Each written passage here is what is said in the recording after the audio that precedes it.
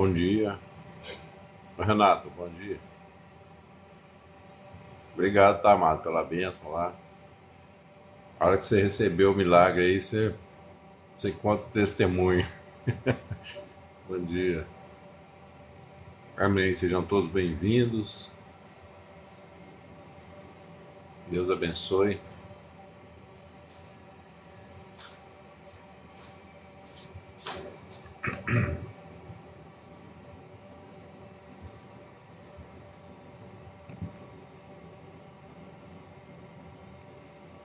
Amém.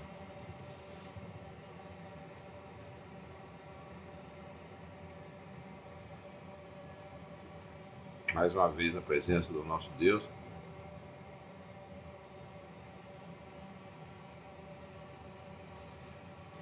Como é que passaram a noite aí? Passou a noite bem, Renato? Amém, Rosiane. Sejam todos bem-vindos.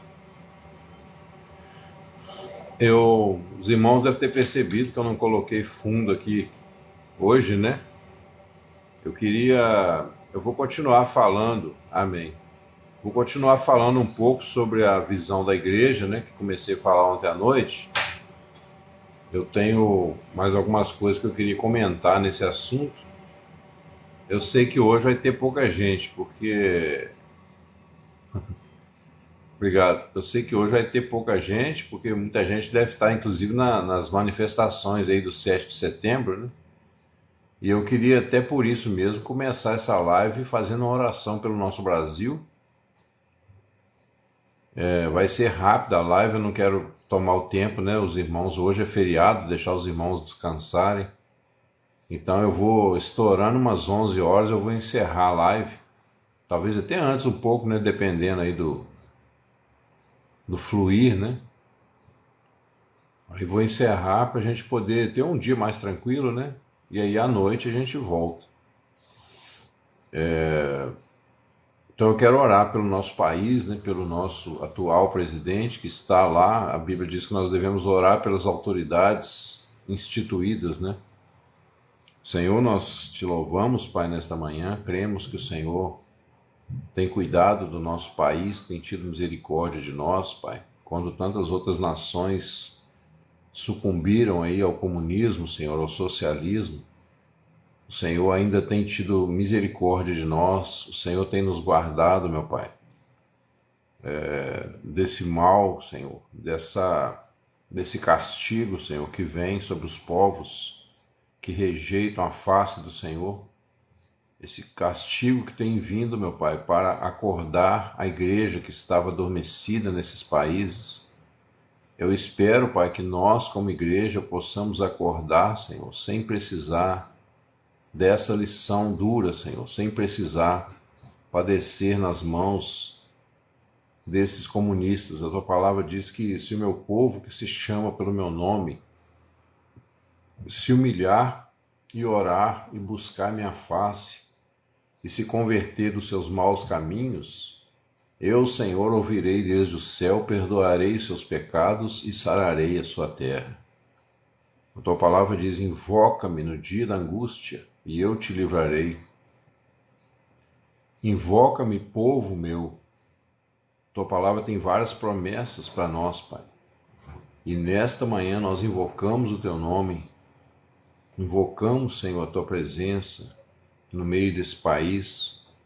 Pedimos a tua bênção, Pai, o teu cuidado, a tua proteção, mais uma vez, iluminando ali o nosso presidente, para que ele tenha a melhor direção possível, Senhor, até mesmo de onde sair, de onde entrar, que eu possa guardá-lo, Pai, das tentativas de morte, Pai, dos laços de morte, que eu possa guardá-lo, Senhor, das armadilhas dos cruéis, Pai. Eu sei que se dependesse do homem, algo ruim já poderia ter acontecido. Mas até hoje o Senhor tem guardado e nós pedimos, Pai, que o Senhor nos dê ainda esta graça de ver muitos dias de prosperidade neste nosso país, para que nossos filhos tenham paz, Senhor, para que nossos filhos não sejam dominados, Senhor, pelo socialismo, essa manifestação de hoje, meu Pai, que ela possa representar o grito, o clamor do teu povo, que ela possa representar, meu Pai, o invocar do teu nome, Senhor. Muitas vezes, pessoas que estão lá gritando, que estão lá com as suas bandeiras na mão, muitos deles nem sabem por que estão ali. Amém, Jaime? Seja bem-vindo, Deus abençoe. Muitos deles não sabem, mas há um clamor, né? Há um gemido no coração da nação brasileira, esta grande nação verde e amarela. Então, que o Senhor permita, Pai, que esta manifestação seja um clamor como nação, mesmo daqueles que não entendem perfeitamente o que está acontecendo. A questão não é só o roubo, Senhor, não é só o roubo de dinheiro, de verbas públicas, mas também uma ideologia nefasta que tem se alastrado, Senhor, que tem tentado engolir este nosso lindo país. Nós repreendemos, Pai, afugentamos agora todo inimigo, todo instrumento de Satanás na terra, nós mandamos de volta para o lugar de onde nunca deveria ter saído, Senhor. Abençoamos o nosso povo, Senhor, abençoamos o nosso presidente, os ministros, os seus ministros técnicos. Repreendemos todo o mal na vida deles, toda ação do maligno, Senhor. Ordenamos a paz sobre o nosso Brasil, Senhor. Ordenamos a misericórdia, ordenamos a liberdade econômica, Senhor. Ordenamos, Pai, o silenciar das ideologias particulares e que o bem do Senhor, o propósito eterno do Senhor, o propósito para o cidadão, Senhor, de bem, o propósito de liberdade, possa perdurar ainda por muito tempo enquanto a terra durar, enquanto o Senhor não voltar para buscar a tua igreja, Senhor. Nós te adoramos nesta manhã, ó Pai, em nome de Jesus. Amém. Amém, João Roberto. Seja bem-vindo. A nossa oração, né, nesse dia 7 de setembro, que para nós é uma data importante,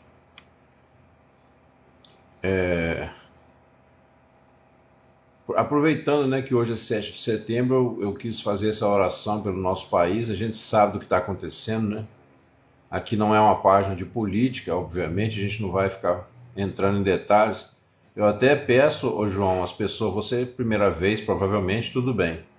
Mas eu peço até as pessoas para não ficar falando assim, não ficar colocando coisas, né, do nosso candidato, porque para não atrair, entendeu?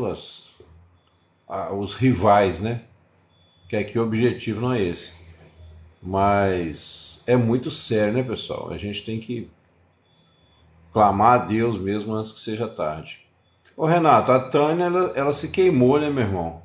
Ela se queimou porque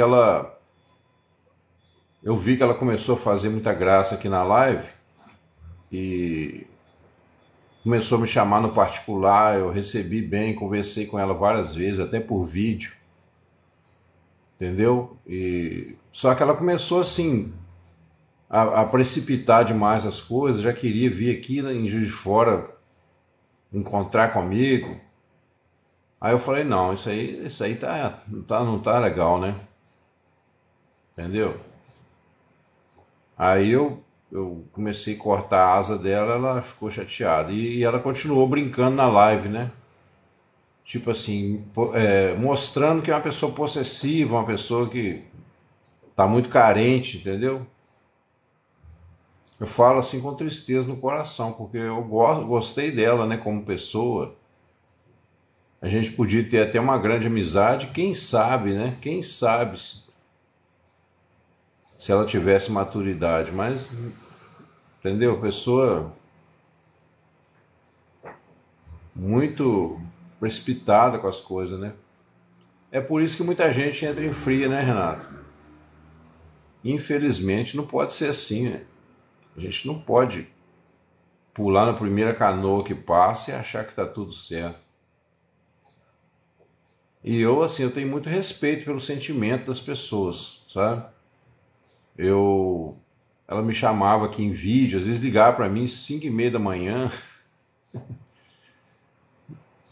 assim, já mandando bom dia, tudo bem, né?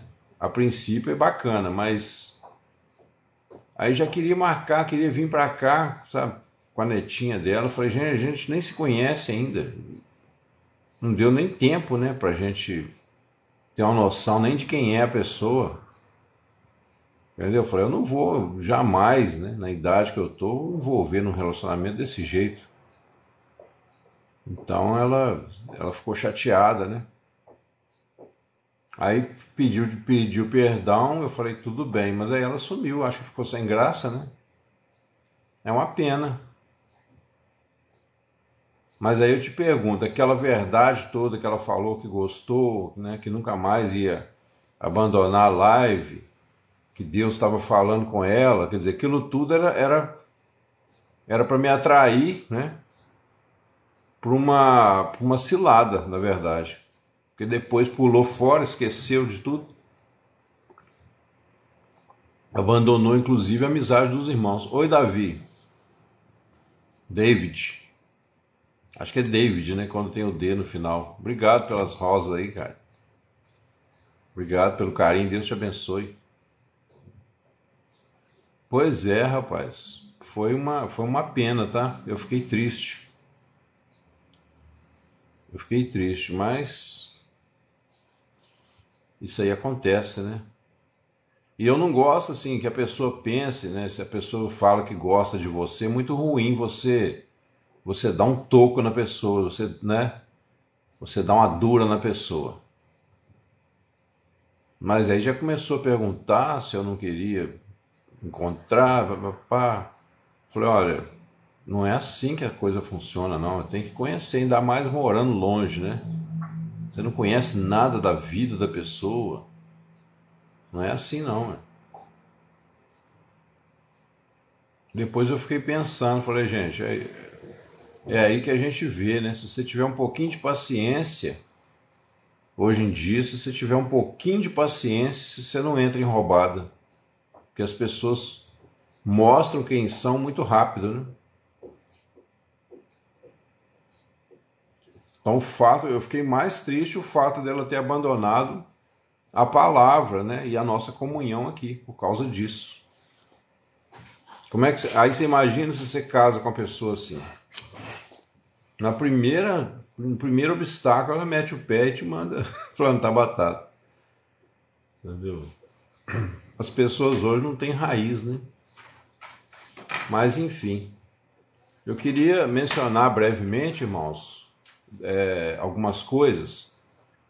Os capítulos mais gloriosos que tem na Bíblia, quando se trata de falar sobre a igreja, né, aquela visão panorâmica que eu falei ontem, são os capítulos 4 e 5, principalmente, né, de Efésios. Tem muitas outras passagens na Bíblia que falam, mas se você ler com calma os capítulos 4 e 5 de Efésios, você vai ter uma visão gloriosa da igreja.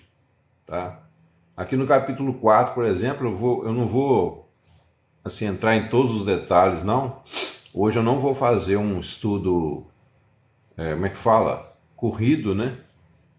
Mas Paulo fala assim, eu rogo, né, rogo-vos, pois eu, prisioneiro do Senhor, que andeis como é digno da vocação com que fostes chamados, com toda a humildade, mansidão, longanimidade, suportando-vos uns aos outros em amor, né? Suportando, justamente porque todos têm os seus pecados, procurando guardar a unidade do Espírito. Olha aí, ó, a visão está aqui, ó, procurando guardar a unidade do Espírito pelo vínculo da paz.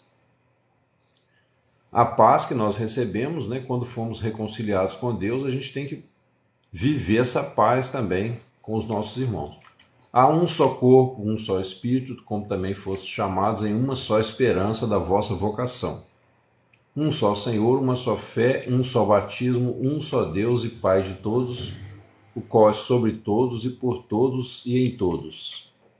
Quer dizer, esse um que ele fala aí, um só Deus, uma só fé, é justamente mostrando que é o que nos une, né? Todos nós viemos de um mesmo Deus, somos salvos pelo mesmo Deus. e diante dele não há acepção de pessoas, então todos estão nas mesmas condições perante o Senhor. Isso aqui é para preservar a unidade, certo?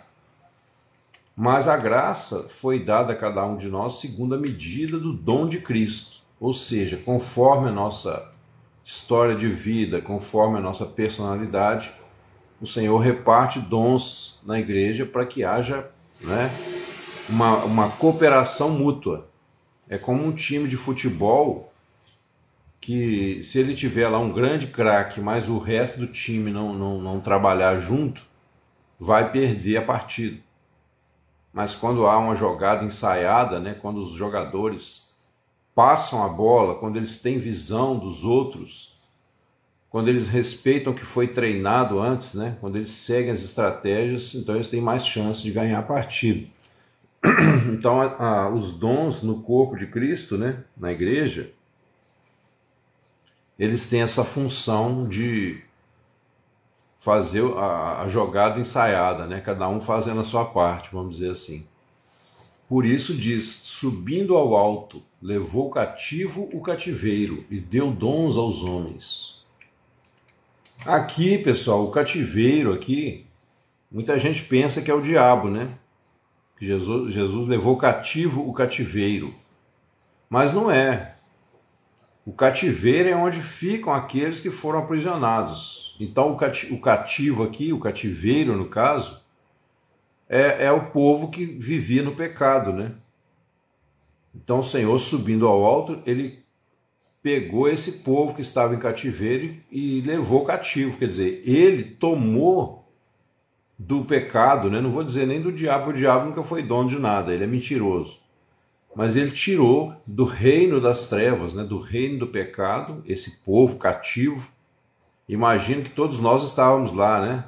Num castelo, lá no calabouço, algemados, com os pés presos no tronco. Então o Senhor Jesus invadiu aquele reino, né? Matou o rei, destruiu o seu exército, e aí ele vai lá nas prisões, abre a cela, né? Tira todos que estão ali, os prisioneiros, e leva com ele. E nos faz cativos do reino dele. Só que no reino dele nós não vamos ser tratados da mesma forma, nós vamos ser livres. Oi, Gabriel, bom dia, irmão. Seja bem-vindo. Deus abençoe. Tá vendo? Então, subindo ao alto, levou o cativo o cativeiro.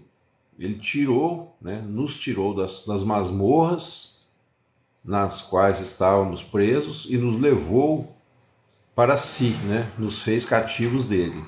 E lá ele deu dons aos homens. Quer dizer, lá, em vez da gente ser chicoteado, né, todo dia, em vez da gente ficar ali padecendo, né, recebendo ameaças de morte, punições, ele deu dons aos homens. Então, ora, isto, ele subiu, o que é, senão que também tinha descido às partes mais baixas da terra? Então, quando fala subindo, é porque ele desceu, né? Significa o quê? Que para ele nos resgatar, ele não fez de uma forma arbitrária, de uma forma tirânica. Pelo contrário, ele veio e pagou o preço até o último centavo. O preço do nosso pecado. Por isso ele pôde nos libertar com justiça, né?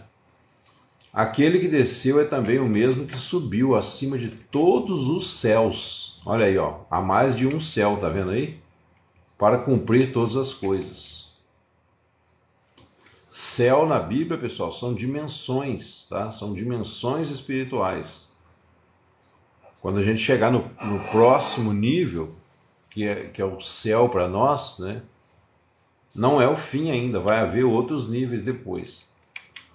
E ele mesmo deu uns para apóstolos, outros para profetas, outros para evangelistas e outros para pastores e doutores. Aqui, essa hierarquia aqui não é em questão de ninguém ser melhor do que ninguém, tá, pessoal? Embora os primeiros ali, né, o apóstolo que vem em primeiro lugar. Oi, Pati, bom dia. É uma questão de uma certa hierarquia, como falei, para manter a estrutura da igreja, né? Isso nós falamos ontem. Então, apóstolo, porque o apóstolo é aquele que funda igrejas, é aquele que tem uma visão mais de longo alcance, né? Uma visão mais panorâmica. Profetas são aqueles, como eu disse, que vão alinhar o curso da igreja. Quando a igreja, de modo geral, está se desviando, né? Está caindo em um tradicionalismo morto, os profetas sempre vão apontar, né, onde está esse erro e como corrigi-lo. Então eles fazem um trabalho meio que, tipo assim, meio por fora das igrejas, mas não fora no sentido de aquele profeta, né, que está desigrejado, aquela pessoa que fica lá na casa dele, sentado lá igual o Pantaleão, né, e você vai lá buscar uma profecia. Não é isso que eu estou falando. Ele está inserido no meio da igreja, mas ele tem a voz profética no sentido de corrigir o curso da igreja. Obrigado, Pati, por compartilhar. Deus abençoe, viu? Então, amados, obrigado também pelas curtidas, né, pessoal? Depois vem evangelistas. O evangelista também, ele faz um trabalho mais fora do arraial, né, vamos dizer assim, que ele sai, né, ele vai a campo, ele vai onde ninguém às vezes tem luz ali da palavra, ele vai pregar o evangelho. Então ele vai levar a mensagem, né? Como, por exemplo, o caso de Filipe, quando chegou em Samaria. E aí, dentro mais do ambiente, né, do aprisco das ovelhas, você tem pastores e doutores. Os doutores aqui são os vamos dizer assim, inclui pessoas que cuidam, inclusive, da parte legal da igreja, né? Essa parte burocrática, papelada, estudo da teologia, né? Estudo de situações ali da igreja para ajudar a resolver e tudo mais.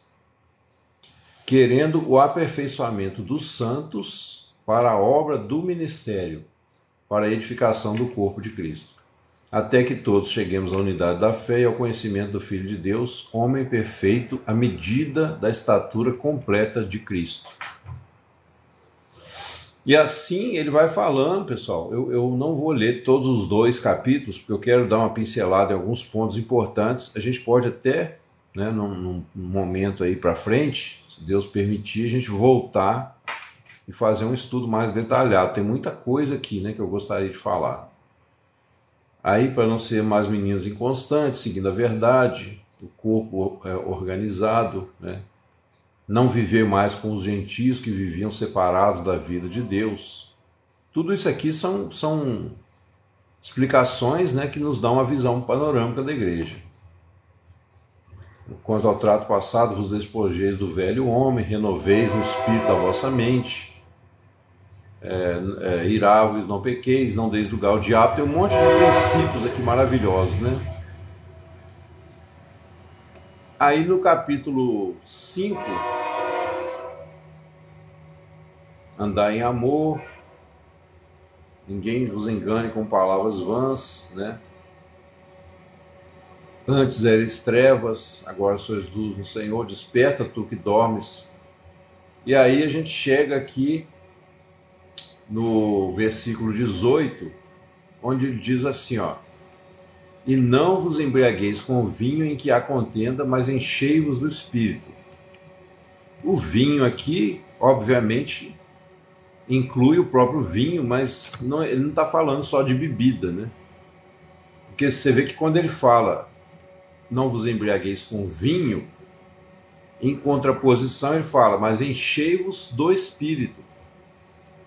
Então o vinho aqui representa toda a alegria produzida pelas coisas do mundo. Ora, as coisas do mundo podem produzir alegria para o cristão? Podem, se elas forem feitas dentro de um limite e dentro de uma perspectiva, né?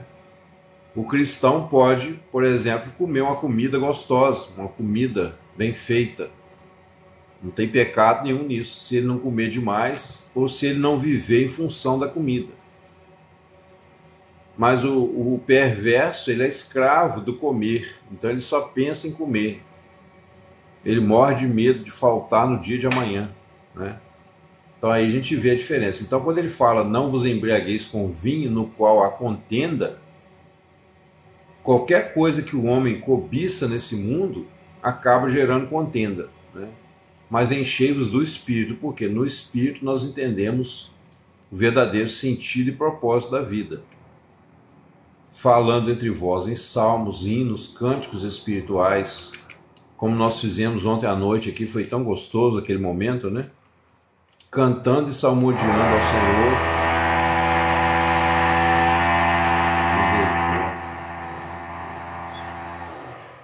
Irmãos, ligaram uma máquina furadeira em cima da minha parede.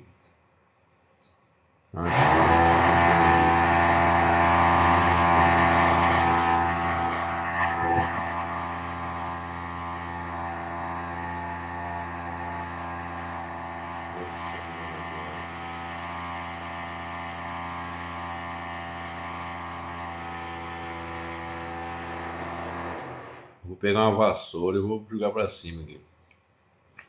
Orar e vigiar. É verdade. Em nome de Jesus, meu Pai, faz esse homem mudar de ideia e resolver furar isso depois. Tem hora que a nossa fé é testada, né, irmãos? Mas, então, assim, então ele fala, né, que a gente tem que falar entre nós, né? Salmos, cânticos espirituais, dando graças por tudo ao nosso Deus e Pai, em nome de nosso Senhor Jesus Cristo, sujeitando-vos uns aos outros no temor de Deus. E aí, pessoal, ele entra numa passagem uma comparação que ele faz entre Cristo e a noiva, né? Vós, mulheres, sujeitai-vos aos vossos maridos como ao Senhor, porque o marido é a cabeça da mulher, como também Cristo é a cabeça da igreja, sendo ele próprio o salvador do corpo. Aqui eu não vou entrar também, nesse momento, em detalhes do casamento, né? Detalhes da relação entre homem e mulher,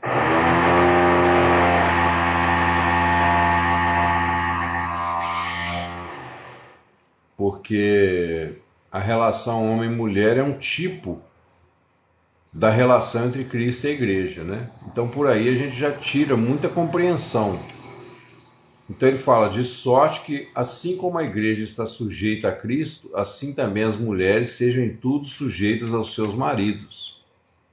Vós, maridos, amai vossas mulheres, como também Cristo amou a igreja e a si mesmo se entregou por ela, para a santificar, purificando-a com a lavagem da água pela palavra.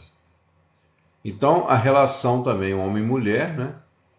Ela não é uma relação onde um é maior do que o outro, nesse caso, porque diante de Jesus não há homem ou mulher, né? Tipo assim, ninguém é indicado a salvação por ser homem ou por ser mulher, mas por uma questão de hierarquia. Só que na ordem espiritual, Cristo, sim, né? Ele é o cabeça da igreja, ele é maior do que a igreja. Ele é o que dá vida à igreja. Então o homem aplica esse princípio, quer dizer, o homem deve amar a mulher, né, como seu próprio corpo, e a mulher deve reverenciar, ou seja, seguir a visão, o propósito do marido. E isso mostra para nós aí já de uma forma figurada, de uma forma, né, uma analogia de como a igreja deve se comportar em relação a Cristo, certo? Para a apresentar a si mesmo, igreja gloriosa, sem mácula, nem ruga, nem coisa semelhante, mas santa e irrepreensível. O Senhor Jesus, meus irmãos, a pessoa que mais se aproximou nesse sentido do ministério de Jesus. Oi, Cleusa, bom dia, seja bem-vinda. Ô Jaime, eu te dei bom dia, meu irmão? Nem. Agora eu esqueci. Viajei aqui. Seja bem-vindo, viu? Se eu não te dei o bom dia, desculpa, tem hora que as ideias viajam aqui. Oi, Maria Rita, bom dia. Tudo bem, graças a Deus e você. Seja bem-vinda. Então, amados, o que mais aproximou desse ministério de Jesus assim aqui na terra, nesse sentido, foi o profeta Oséias. Porque o Senhor falou com Oséias, vai lá e ama uma mulher de prostituições, né?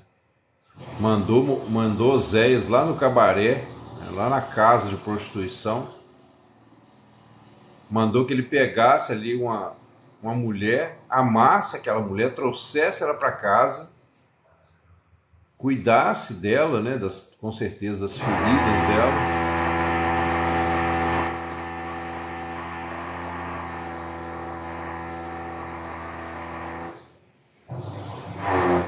Hoje está bravo, irmãos.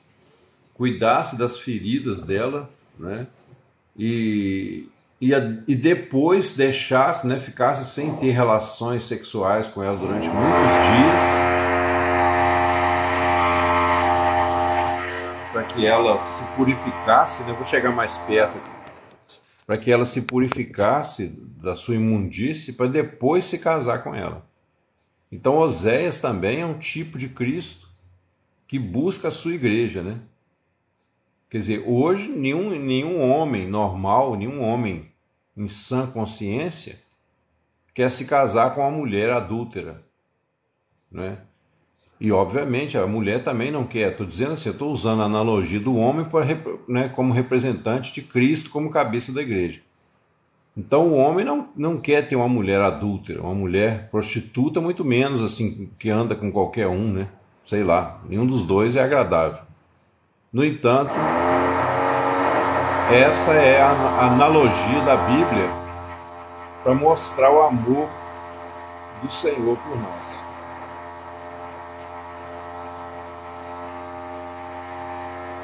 Só um minutinho.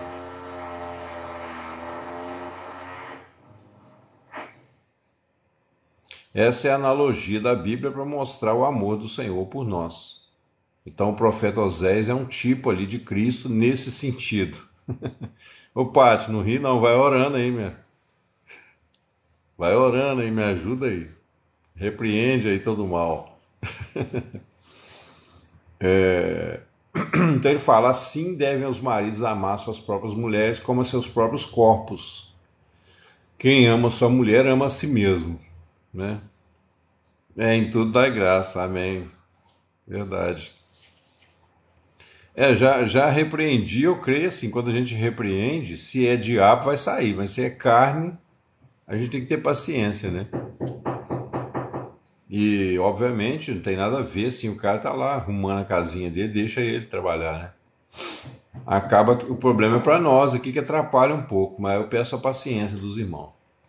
Assim devem os maridos amar suas próprias mulheres, né? Porque nunca ninguém odiou sua própria carne, antes a alimenta e sustenta, como também o Senhor a igreja.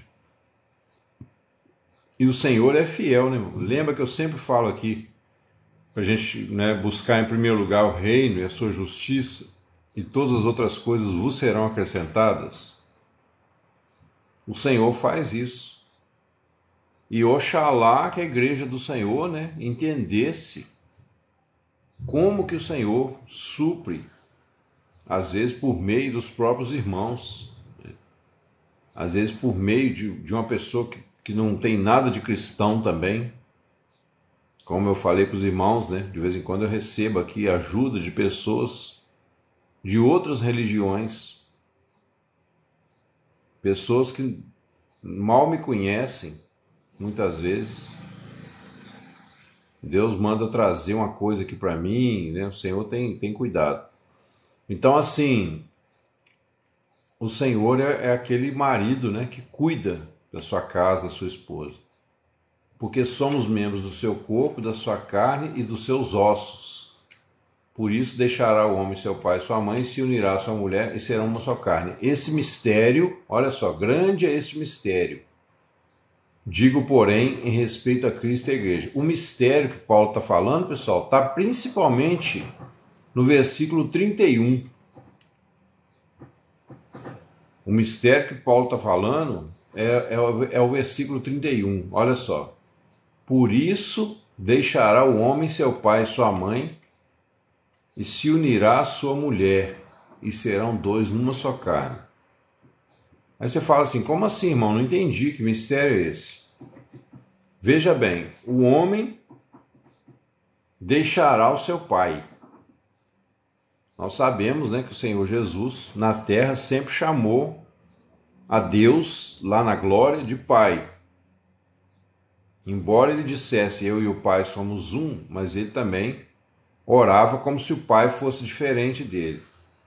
Por quê? Porque está escrito aqui, ó, deixará o homem. Esse deixará significa o quê? Que o Senhor Jesus deixou a sua glória como Deus, né, em espírito, Deus é espírito, ele deixou a sua glória, ele veio à terra, assumiu um corpo de carne. A partir desse corpo de carne, ele vai fundar a sua igreja, que também é constituída de pessoas que vivem nesse mundo carnal. E ele vai construir um corpo invisível, místico, né, que é a sua igreja. Então, nesse sentido, ele deixou o Pai. Porque agora ele é uma manifestação de Deus visível, palpável, tangível, né? Experimentável, quer dizer, eu não sei como é que é a palavra, experienciável, né? Agora ele é distinto do Pai nesse sentido. Então, quando Paulo fala lá em Romanos 1,4 que ele foi declarado filho de Deus com poder, mediante a ressurreição dos mortos, é como se dissesse assim, ó, agora Jesus é oficialmente o Filho. Ele se desprende, né, uma parte dele, vamos dizer assim, é muito difícil de explicar, mas é como se um pedaço dele se desprendesse da sua própria eternidade para poder se tornar o sustentáculo da vida da sua igreja. Então ele deixou o Pai, se uniu à sua mulher, e se tornou uma só carne. Então agora Jesus, ele é Deus em essência, mas ele também é, vamos dizer assim, ele é um Deus que veio para dentro do universo, para sustentar a nossa vida espiritual aqui, separado do Deus Pai na glória. Grande é esse mistério. É muito difícil até de explicar, pessoal. Eu tenho uma visão na minha mente, assim, que é como se eu estivesse vendo, sabe? Mas eu não, é muito difícil explicar em palavras. Porque se Deus preenche todas as coisas, né? Se ele está em todo lugar, mas o universo não é Deus. O universo físico em si, ele é uma substância criada para fora de Deus, né? Para fora da essência de Deus. Não do lado de fora, como se fosse além de Deus, não. Deus está em volta, né? Em volta de todo o universo, tudo que existe. Mas o universo é diferente da substância de Deus. Então, para que essa vida dentro do universo tivesse a essência de Deus, então ele teve que sair da sua glória e entrar nesse universo. Aí lá em Hebreus fala assim, sacrifício e oferta não quiseste, mas um corpo me formaste. Olha só. Sacrifício e oferta não quiseste, mas um corpo me preparaste. Então foi através desse próprio fenômeno, né, do nascimento humano, o próprio fenômeno da fecundação, é que Jesus foi fecundado na terra. Como um rebento, né, como um renovo que saísse de uma terra seca, disse o profeta Isaías no capítulo 53. Então ele traz a vida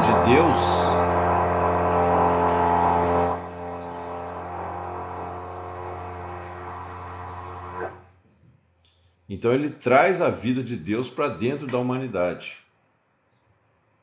Tá? Eu estou tentando parar, pessoal, quando liga lá a máquina para ver se não corta o assunto, né?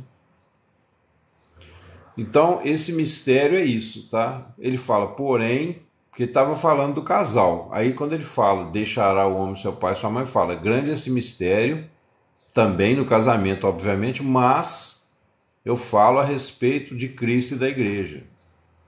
Porque o objetivo de Paulo aqui nessa passagem o foco não é um estudo para casais, embora você possa fazer um estudo para casais e usar esse texto. Aí você faz a aplicação reversa, né? Você usa o exemplo de Cristo como cabeça da igreja para poder explicar como que o marido deve tratar a mulher e como a mulher deve tratar o marido. Mas aqui a ênfase de Paulo nesse momento é com relação a Cristo e a igreja. Lembra que eu falei, né, que esses dois capítulos, principalmente, eles te dão essa visão panorâmica da igreja de Cristo. Essa visão que é, né, que transcende aí a nossa imaginação humana, né? Por isso que quando algumas pessoas vêm aqui contestar a Bíblia para mim, dizer que a Bíblia não é a palavra de Deus, que a Bíblia foi manipulada, que a Bíblia... Eu fico até com vontade de chorar, sabe? Fico com pena da pessoa. Porque a maioria dessas pessoas nunca abriu o coração para entender. A maioria dessas pessoas nunca abriu o coração realmente para ler a palavra com um pouquinho de humildade e ver que o que está sendo falado aqui não cabe na mente humana, pessoal. Entendeu? Jamais um homem não iluminado diria palavras como essas que a gente lê aqui. Então, aí ele fala, né? Assim como vós também, cada um em particular, ame a sua esposa, a sua própria mulher, como a si mesmo. E a mulher reverencie o marido. Lembra que eu falei aqui outro dia que a mulher ela vai testar o marido? De onde que eu tirei isso? A igreja testa Jesus. A igreja, né, a tendência da igreja de se afastar, né, do propósito é o que trouxe a glória da salvação de Jesus. Então o pecado, não que a gente, como Paulo falou, né, não que a gente vai dizer assim, vamos pecar então para que a graça seja mais abundante. Não é isso. Mas o fato do pecado existir comprovou, né, não só o amor de Deus, como também a necessidade que nós temos da própria vida dele em nós. Sem mim nada podeis fazer, disse o Senhor Jesus. Então essa relação de dependência, né, do Senhor, como eu disse lá no estudo de Gênesis, que a mulher, Deus não ordenou nada para a mulher. Aquele não comer ali era um segredo de Deus para Adão. Ele não tinha que falar com a mulher dele. A ordem ali foi para ele. Oi, Dani, do Minhoca. Bom dia. Então, o segredo ali foi para Adão, né? Não comerás. Graça e paz, seja bem-vindo. Não comerás, porque no dia que dele morrer, certamente morrerás. Então, esse comer ali, dormiu demais, né? Tá bom, é. Esse não comerás ali era para Adão, que foi dada essa ordem antes da criação da mulher. Tem certas coisas que o marido tem que ter a visão, né? E a mulher segue a visão do marido. E a mulher vai testar o marido, porque ela quer, como eu disse outro dia, né, sacudir o taipá para ver se está firme. É nesse sentido, e ela não faz isso conscientemente, né? Porque se fizer conscientemente, aí já é maldade, né? Aí já é maldade. Por isso que a Bíblia tem instrução também para as mulheres de como seguir essa missão do marido para não dificultar a vida dele, né? Você vê que Deus leva isso tão a sério, pessoal, que até aí fora no mundo tem homens que são perversos, né? Eles só projetam projetos malignos, mas ele tem uma mulher que é fiel ao projeto dele. E ela também tem a mesma visão maligna. E aí eles vão longe, né? Por quê? Porque ela honra o marido. Se o marido é cruel e perverso, ela faz qualquer coisa para ajudar o marido. A gente vê muito isso em filme, mas na vida real isso acontece muito também. Por quê? Porque Deus deu esse princípio. Eles aplicaram para o mal. Um dia eles vão pagar. Um dia a casa vai cair. Mas eu digo assim, aqui no mundo, eles acabam prosperando, né? Acabam alcançando aí grandes realizações humanas malignas, porque eles têm o apoio da sua esposa e da sua família. Então a esposa, ela acaba, né, por exemplo, tem muita mulher de bandido, mulher de traficante, que está junto com o marido no tráfico, né? Se o cara for preso, ela vai lá na cadeia visitar, vai lá tentar tirar ele de lá de todo jeito. É fiel, né? E aí, quer dizer, ele tem força para realizar o seu projeto, ainda que seja maligno. Está indo na direção errada? Tá, mas está indo definido. Está indo né, ele sabe que está indo naquela direção, mas ele vai. Esse é o que a Bíblia fala, os frios, né? Os frios. Em contrapartida, para que um casal cristão seja quente, né, e não morno, o marido tem que ter um propósito de Deus, tem que, né, trabalhar na direção desse propósito, e a esposa ou segue junto, ou uma hora vai dar problema. Entendeu?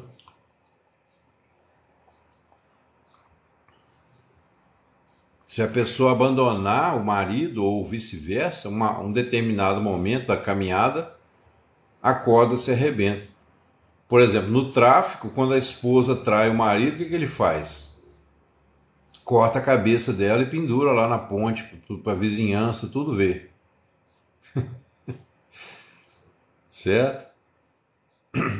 Porque é o império das trevas, né? No império das trevas é assim que funciona.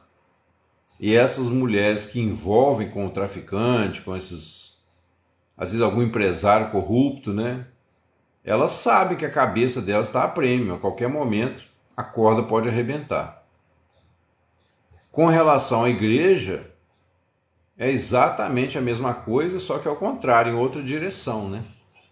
Mas se houver traição, se houver um boicote, né, na missão, se o marido tiver um propósito, né, se ele é um cristão, ele tem quanto mais profunda a visão, apurada a visão dele, se a mulher começar a furar essa bola, maior é o tombo depois, maior é, os dois se arrebentam, né?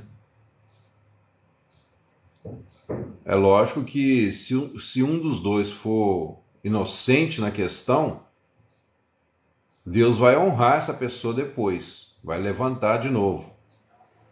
Mas a pessoa que traiu a visão, né? Essa pessoa vai ficar em maus lençóis. Então, esse é um princípio poderosíssimo, por quê? Porque também é uma analogia entre Cristo e a igreja. Jesus tem um propósito, não tem, irmãos? Qual é o propósito de Jesus?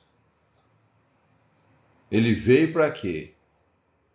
Eu não vim julgar, eu vim buscar e salvar os que se haviam perdido. Mas aí a mulher, né, a noiva de Jesus, fala assim: não, eu vim para julgar, eu vim para condenar os pecados dos irmãos. Aí tá fora, aí você perde a comunhão, entendeu? Porque você, como esposa de Cristo, como noiva, né, futura esposa, o seu propósito tem que ser o quê? Eu não vim julgar, eu vim buscar e salvar os que se haviam perdido. Então, por isso que eu falo tanto aqui que a gente tem que parar de julgar, de condenar as pessoas, né? A gente tem que seguir o propósito do marido, a visão do marido. Se você não seguir a visão do marido, aí você acaba ficando desigrejado, desviado, que mais? Esses termos todos aí, né? Enganado às vezes dentro da igreja. Muita gente vira falso pastor, falso mestre. Por quê? Porque perdeu a visão, traiu o noivo, né? Quando você trai o noivo, você se arrebenta.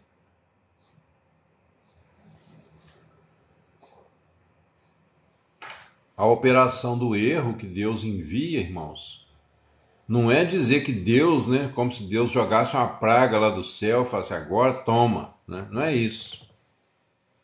A operação do erro, ela acontece justamente fora da visão de Cristo. Qualquer visão fora de Cristo que você, como noiva, abraça, ou como suposta noiva, né, que tem gente que nem salvo está enganado, às vezes recebeu uma luz ali para entender que Jesus é o Senhor, mas não se entregou, né?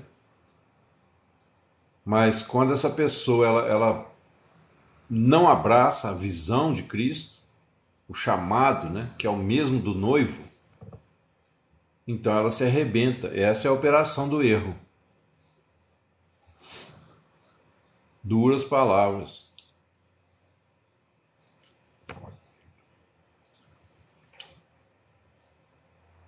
Mas acho que você concorda, né, Dani? Que é uma verdade, né? Que a gente tem que encarar, entendeu? Por isso que eu falo para os irmãos aqui, ó, quando eu digo para os irmãos que eu não tô desesperado, né, para casar, é lógico, pessoal, se for olhar humanamente, se eu começar a pensar como homem, né, coisa maravilhosa, né, você ter uma esposinha que te ama, fiel, né, que tá junto no propósito, o casal servindo a Deus na igreja, sendo usado por Deus, é a coisa mais. É o sonho de todo homem, de toda mulher inteligente, né? É o sonho de todo homem, de toda mulher inteligente. Mas se um dos dois não tiver na posição, é muito difícil dar certo. Porque aí é como eu disse, é melhor você ser mulher do traficante e estar disposta a morrer junto com ele, para cadeia, seja para onde for, do que ser uma mulher infiel, né, na igreja.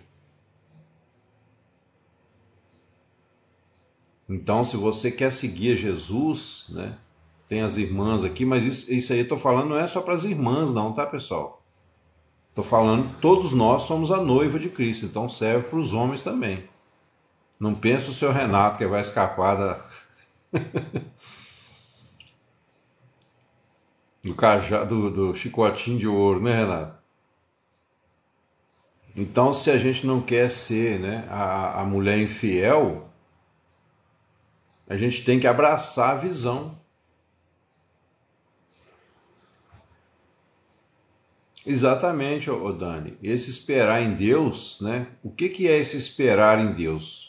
Vamos supor que você quer se casar, né? Hoje, como cristã, você quer se casar e ter uma vida abençoada na presença de Deus. Você quer casar, obviamente, com um servo de Deus. Você tem que tratar do seu caráter. Você tem que examinar o seu coração, assim, à luz da palavra, né? Não ficar fazendo autoanálise, coitadinho de mim, não é isso. Você focar na palavra, corrigir se tiver alguma brecha no seu caráter, né? Você lutar na palavra, na oração, e você mudar a si mesma. Isso é esperar verdadeiramente em Deus. Porque tem gente que acha que esperar é esperar no tempo, né? Não, isso pode acontecer da noite para o dia. Pode acontecer mais rápido do que você imagina se você focar no Senhor. Porque uma vez que o seu caráter for adequado, né, o Senhor vai te dar uma pessoa, seja um marido ou no caso do homem uma esposa, né? Se ele tiver que dar, ele vai te dar uma esposa de acordo com a missão.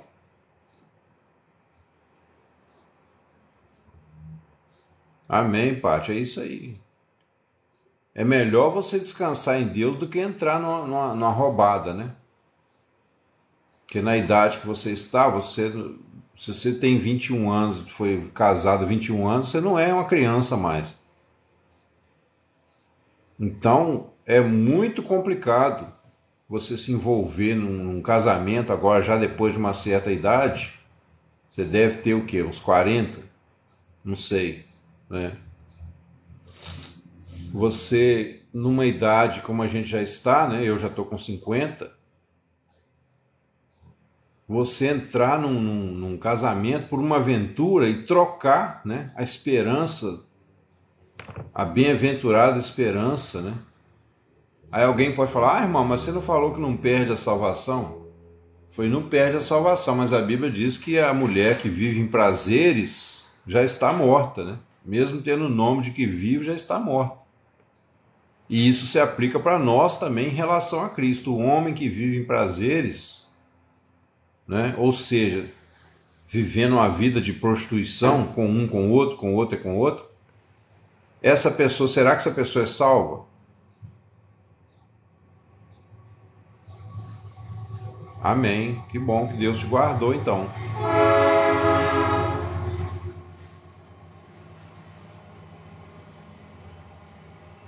Graças a Deus. Então, amados, é uma palavra dura, mas ao mesmo tempo traz uma esperança. Se você conseguir enxergar nas entrelinhas, é o que eu estava falando aqui com a Dani, né? Nós temos que tratar o nosso caráter. Isso serve para mim também. Eu, como homem, né, se eu hoje estou, né, esperando em Deus, não necessariamente, pessoal, porque esse esperar em Deus não é esperar um casamento, tá? Quero que os irmãos entendam isso. Esperar em Deus não é você ficar esperando um marido ou uma esposa. É você esperar na vontade de Deus. Por quê? Você tem que corrigir o seu caráter. Deus pode te dar, sim, uma pessoa, para você não ficar sozinho, sozinha, né?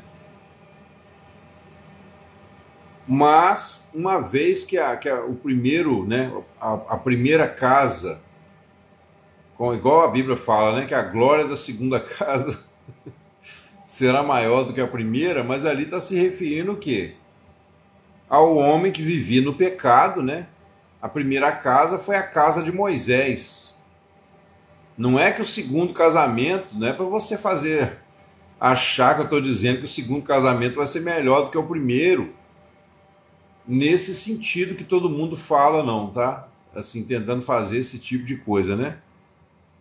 Mas, num ponto também é verdade que você, por exemplo, né, o caso da Paty aí, ela mencionou, então só estou falando porque ela mencionou, né? Você, no caso, teve um primeiro casamento lá atrás, você era adolescente, né, jovem, talvez tinha aí seus 18, 20 anos. Eu me casei a primeira vez com 25 para 26 anos. Ainda era muito novo, né? Vim de uma família muito... Aí, ó. Casou com 17. Vim de uma família muito prepotente, muito soberba, de conhecimentos inúteis, né? Sabe aquele conhecimento 18? Pois é. Então, quer dizer, não tinha juízo, né? Não tinha Cristo, ou não tinha maturidade em Cristo.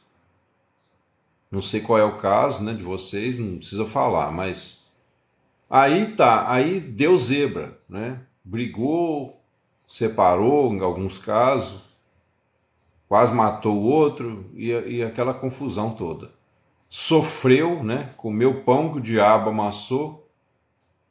Pois é, aí, tá vendo? Esse relacionamento abusivo, né, é porque o próprio casal, isoladamente, nenhum dos dois tinha a visão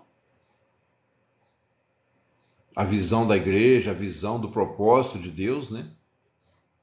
E também não era das trevas totalmente, assim, não era um casal de criminosos, né, de traficante. Porque tem casal de traficante que se dá muito bem. Olha aí que Jesus falou, melhor ser frio ou quente do que ser morno. Então os cristãos, por não ter essa instrução na igreja, de um modo geral, eles acabam entrando no casamento só mais pelo interesse carnal, né? Interesse de sexo, ou alguns valores ali que você viu na pessoa que você achou que era legal, né? Você vê que, por exemplo, na igreja, o camarada que toca violão, né? Que toca um instrumento, toca bateria, geralmente eles são metidos a garanhões dentro da igreja, né? Eles ficam dando em cima das irmãzinhas e tudo. E as irmãzinhas ficam doidas, né? Para casar com o guitarrista, para casar com o baterista. Aquele sonho, né? Ela acha que vai ficar, quando casar, né? Ele vai ficar tocando guitarra para ela o dia inteiro. E ela vai ficar ali, né? Só louvando ao Senhor. Mas quando chega a primeira conta para pagar, começa a briga. Pra vocês terem uma ideia, irmãos, eu conheci um caso de um rapaz que casou. Daí uns dias ele foi lá falar com o pastor, falou: pastor, eu casei, não foi daí uns dias, chegou uma conta para me pagar lá. O pastor falou: conta de quê? Falou: conta de água, de luz. O cara tão sem noção que ele não sabia que tinha que pagar as contas de água, de luz. Durma com um barulho desse. Aí pensa bem, você casa com um cabra desse, o que você vai fazer da vida? Né? Então acaba que, resumindo, acaba dando o quê? Um divórcio, né? Doloroso. Ou então, pior ainda, porque aí, tipo assim, o divórcio é abominável, né? Não é bom aos olhos do Senhor. Mas tem casais, eu já conheci casais, pessoal, de 70 anos de idade, que um não falava com o outro dentro de casa. Eram duas múmias. E eu digo múmia não porque já tinha 70 anos de idade, né? Porque tem casais que vão até os 90 de idade e se amam, mas múmias porque não falavam mais um com o outro. O ódio era tanto que não olhava no olho do outro.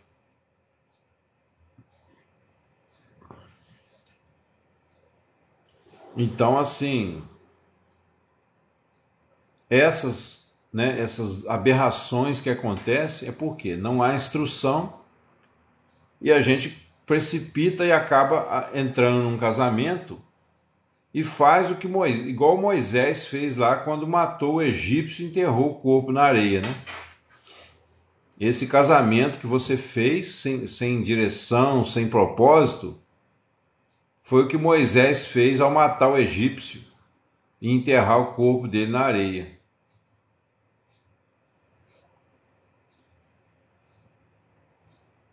É verdade. Então, quer dizer, aí o que o Senhor fez? Levou Moisés para o deserto, né? E foi mais 40 anos de tratamento. Depois Moisés foi usado da forma certa.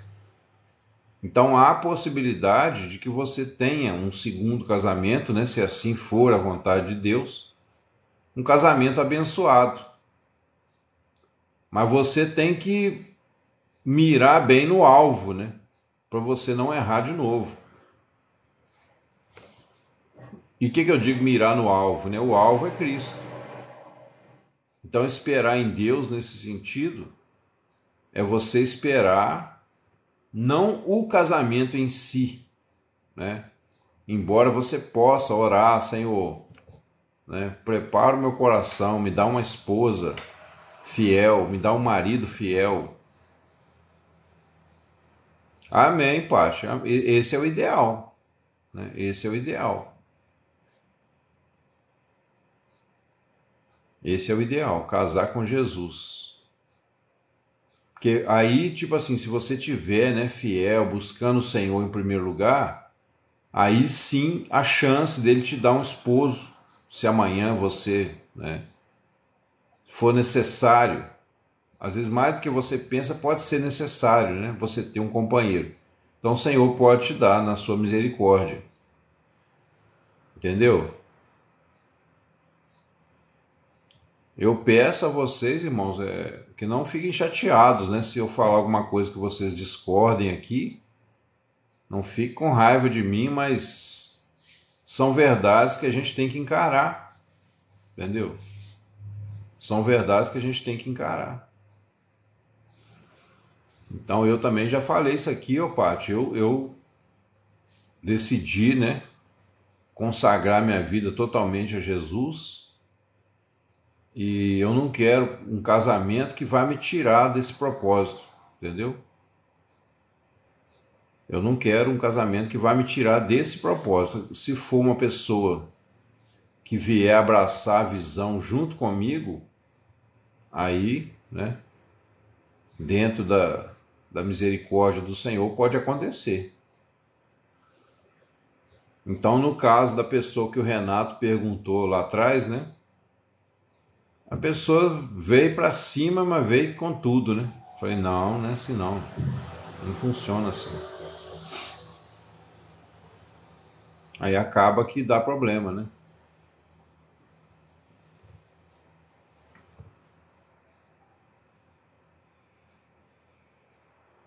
Você também é separado, Renato?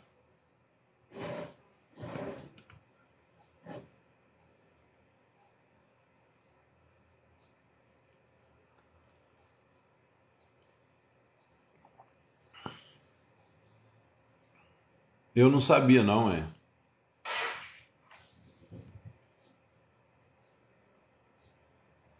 Ah, tá. É, tudo no tempo de Deus. Mas dentro do que eu falei, você entendeu, né, Dani? Esse tempo de Deus, né? É, aqui é a live dos desamparados. Amém, Renato, amém. Que bênção. Aí, ó. Isso é bênção. Glória a Deus, que Deus preserve, meu irmão. Que Deus preserve o seu casamento. Eu também, eu creio, né, que provavelmente todos nós aqui, quando casamos, nenhum de nós pensava, né, que um dia ia acabar tudo. Mas com a visão, pessoal, da palavra, nós sabemos que muitos projetos humanos falham. E quando eu digo projeto humano, é lógico que o casamento é um projeto divino, né? Mas eu digo assim, quando nós casamos precipitadamente, amém, Renato. Quando nós casamos precipitadamente, acaba que muitas vezes dá problema, né? Acaba que dá problema no caminho. Aí o Senhor vem e pega aquele vaso, né, aquele barro, e joga na roda de novo, para fazer um outro vaso novo. O importante é não perdermos a visão do reino. E talvez o primeiro casamento sofrido, né, destruído, foi um tratamento de Deus que a gente precisava passar, né? Foi um tratamento. Tudo vem para ensinar, é verdade. Por isso que a Bíblia fala, né, irmãos, que todas as coisas cooperam para o bem daqueles que amam a Deus. Então, até a correção do Senhor é para tirar de nós desculpa aí, as arestas, né, as imperfeições, todas as coisas. Porque o Senhor trabalha de uma maneira sábia, né? Até nos nossos erros ele é poderoso para usar isso para nos ensinar, né? Se não fosse isso, Adão não teria sido perdoado, porque ele foi o que trouxe o maior escândalo do universo, né? Pensa bem, o pecado de Adão trouxe pecado a toda a raça humana.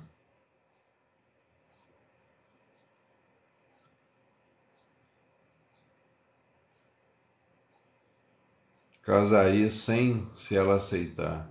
Amém, Renato. Amém. Glória a Deus.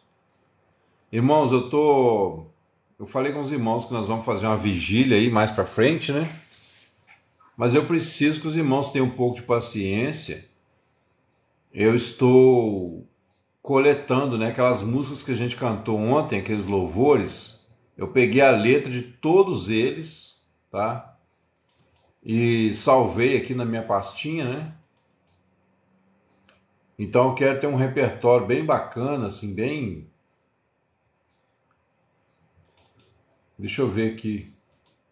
Quer ver rapidinho.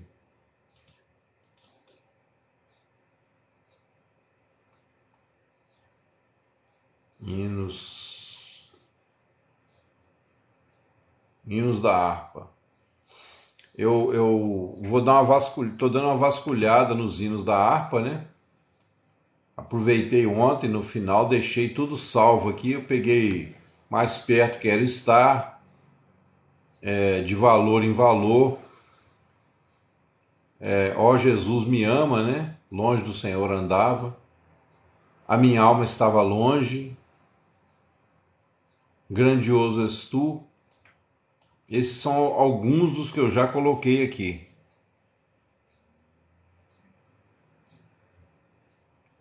Grata por cada noite sem dormir, grata por cada dor. Foi no meu pior momento que Deus mais falou.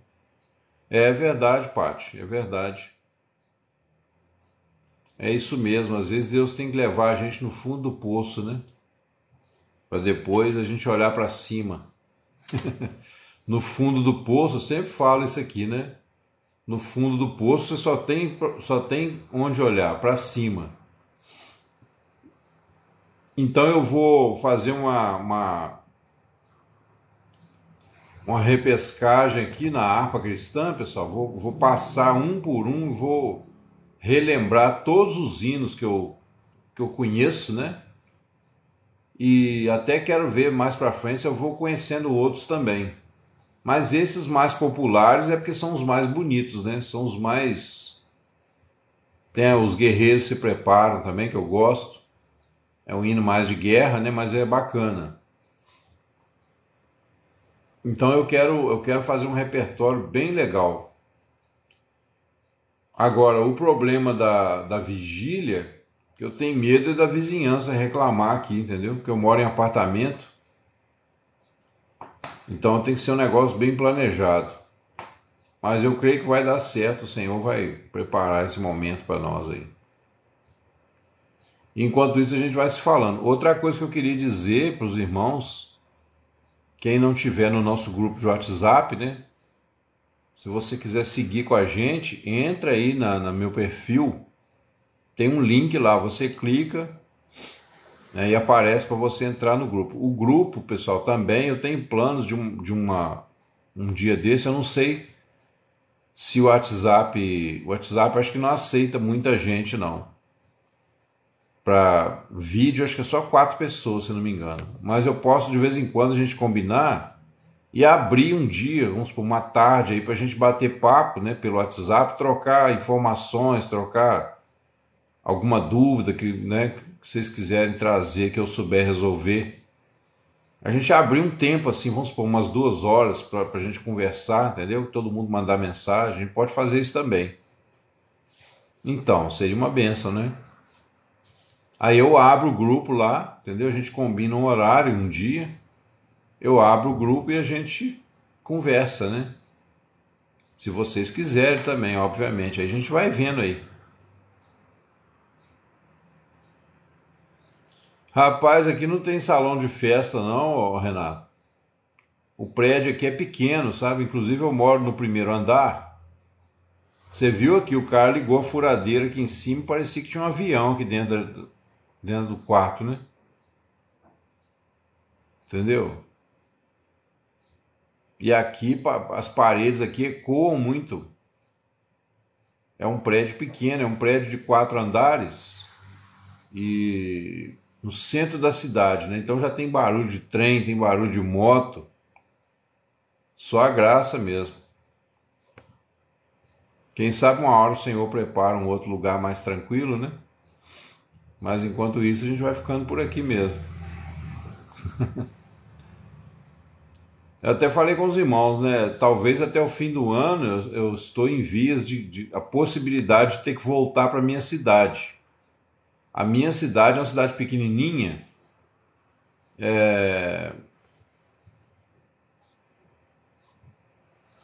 Assim, tem os meus pais lá, né? Que eu às vezes penso também neles e tudo. Eles já estão com idade avançada. Meu pai está com 80 anos, faz 81 em outubro agora, se Deus quiser, né? Às vezes eu penso em ir também para lá para morar perto deles, né? Aproveitar esse finalzinho de, de vida, né? Mas essas coisas a gente vai esperando em Deus ver o que acontece, né? Eu não, como eu disse para os irmãos, eu não gosto de fazer plano para o futuro, que nem sei se vou estar vivo amanhã, quanto mais no ano que vem, mas a gente espera no Senhor. Mas se eu tiver que voltar, um dos medos que eu já tenho no meu coração nesse sentido é a dificuldade, né, talvez, para falar com vocês por causa da internet lá, que é bem fraquinha, né? Mas Deus possa preparar tudo, né? Vai dar tudo certo. Então, amados, é isso. Hoje eu não vou prolongar, hoje é feriado, eu quero descansar, quero deixar os irmãos descansarem também. À noite, obviamente, né? Não, Dan, não vou não. Aliás, hoje é quarta, né, pessoal? Hoje à noite eu tenho reunião na igreja. Eu tenho reunião na igreja. Então hoje, provavelmente, se eu for abrir a live, vai ser depois de 8h30. Entre 8h30 e 8h40. Vamos ver se eu abro à noite pra gente fazer um louvorzinho, né? Um louvorzão. Pois é, então, de repente 8h30, então eu abro entre 8h30 e 8h40, depende da hora que eu chegar da igreja. Que hora que você chega da igreja, ô Dani?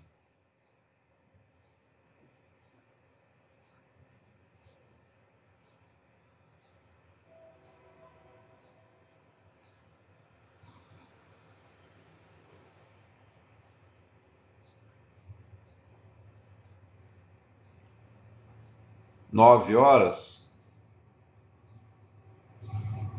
É, pode ser. Pode ser 9 horas. Eu vou quebrar esse galho aí pra Dani, tá, irmão? Vocês não ficam ciúme, não.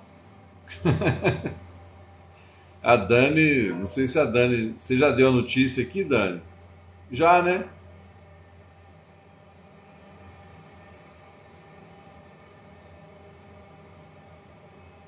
Eu não lembro com certeza agora. Você voltou para a igreja recentemente? Acho que você já falou aqui, né? Acho que falou sim.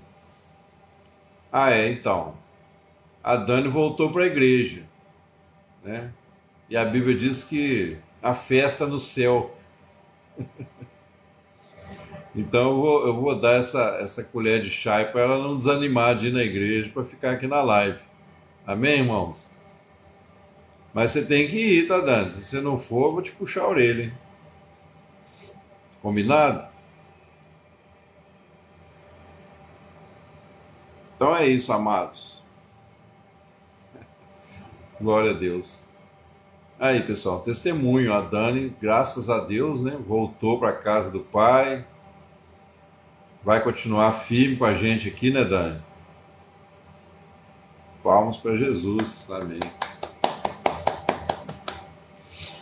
E é isso aí, pessoal. Estamos juntos, misturados, né?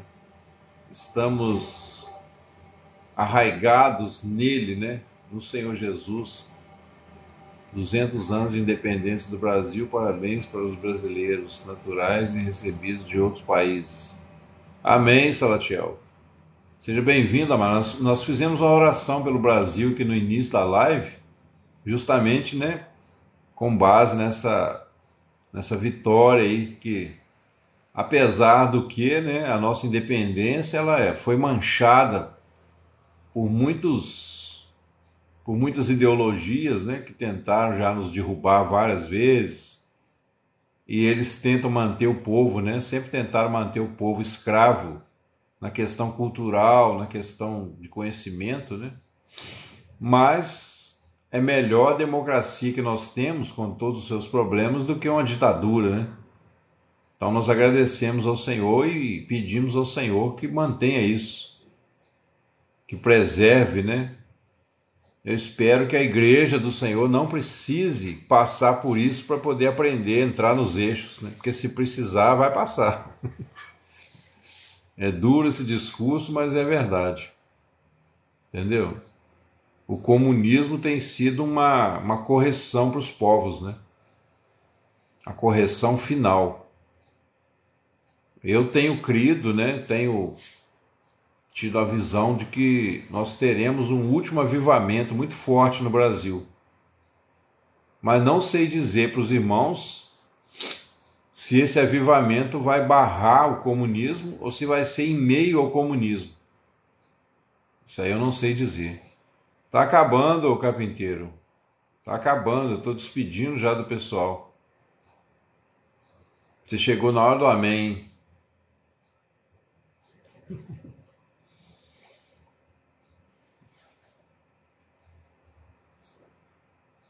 Amém, amém. Ô irmãos, então é isso, né?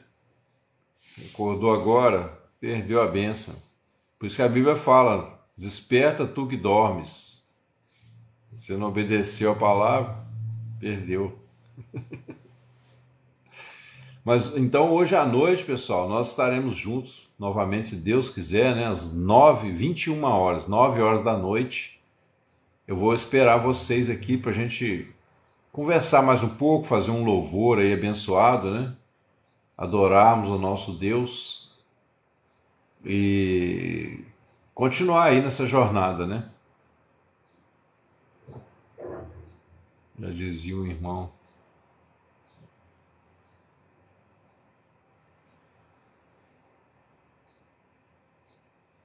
O que dizia o irmão? Dízimo? Não, eu quero dizer dízimo e eu te darei a resposta.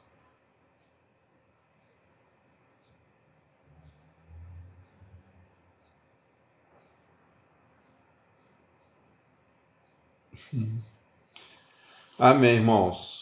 Salvação a gente não perde, se deixa de ganhar. Esse irmão é parente da Dilma?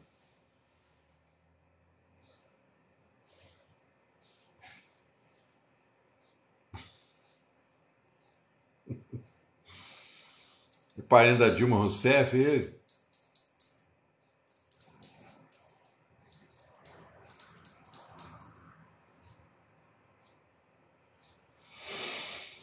Ai, ai. Mas eu entendi, ô carpinteiro.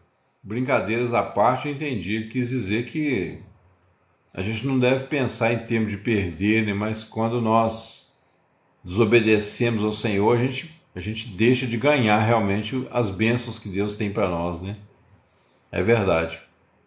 Amém, irmãos. Então é isso. Fiquem todos com Deus, tá? Hoje à noite, às 21 horas, eu aguardo vocês para a gente continuar aí meditando em nome de Jesus. Exatamente, como vamos perder algo que não é nosso. É isso aí, pessoal. Aguardo vocês, tá bom? Um forte abraço, em nome de Jesus.